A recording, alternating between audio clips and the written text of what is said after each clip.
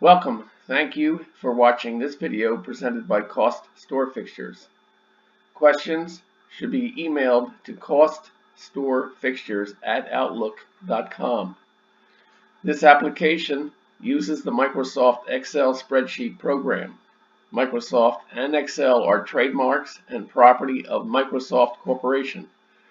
A Microsoft Corporation license is required to use the Excel program. The instruction example covers foundation principles and demonstrates the process by calculating the cost of a pedestal fixture step by step. Each instruction example consists of a macro button and a cell comment. To read the text of the macro before clicking the button, hover over the cell to the right of the button and the text of the macro is displayed. Complete the instruction example to develop an understanding and proficiency at preparing a cost workup. The instructions example is on the instruction sheet.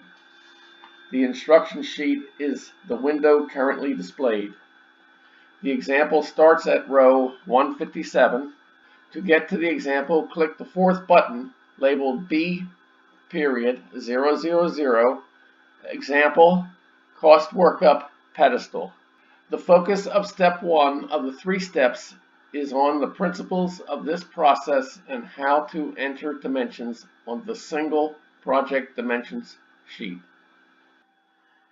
Example item 1.4.03 DMNS means dimensions on elevation sheets. The pedestal example is on the instruction sheet. All dimensions are entered by the user.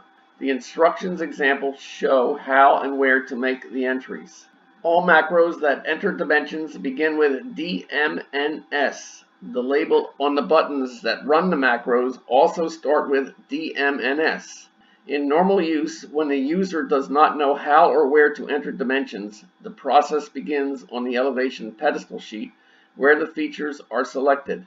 Choose features on the elevation sheet by clicking buttons that start with DMNS and match the description of the feature. The macro will switch to the project dimension sheet cells for that feature. For example, select the DMNS S1, SHLF, BSE, A or L, LWR button.